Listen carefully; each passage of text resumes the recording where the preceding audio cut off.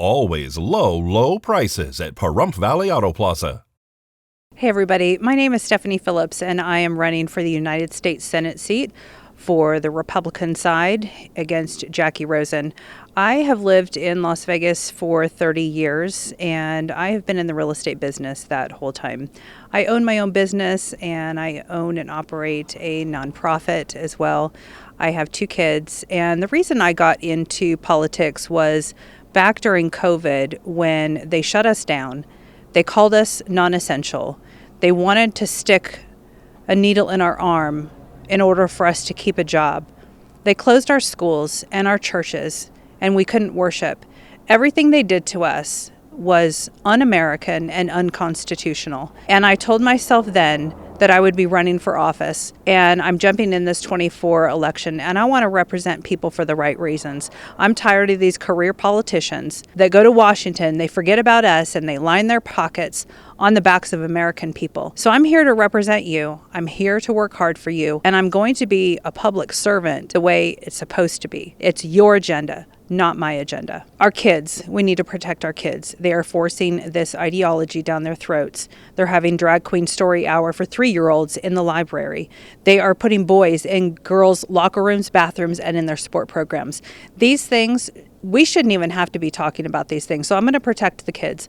I'm also going to do work for veterans. My son serves, my brother-in-law is a retired Green Beret, and I was married to a veteran. So I want to do some meaningful work for our veterans. I'm going to uphold and protect our Constitution because they, the government, want to take away our rights, especially our Second Amendment. I am going to defend all of our rights. They didn't give us our rights. God gave us our rights. And I'm also going to bring some accountability and integrity to Washington. They are recklessly spending our tax dollars, and they're allowing an invasion into our country on our dime. They are sending billions to other countries when we have homeless veterans here, we have starving kids here, we have trafficked children here in the millions. We need those funds to be directed to things that are important and things that are going to protect our kids and protect American citizens. We were talking about election fraud, election integrity, and if you remember a couple of years ago at the legislature, in the middle of the night, we hear they came up with, during COVID, these laws, and they came up with the universal mail-in ballot. So a lot of these things that happen in these states, these are going to have to be changed at the state level in the legislature. That means Republicans need to take back over so we can get rid of these laws that they put into place, the ballot harvesting, the mail-in ballots.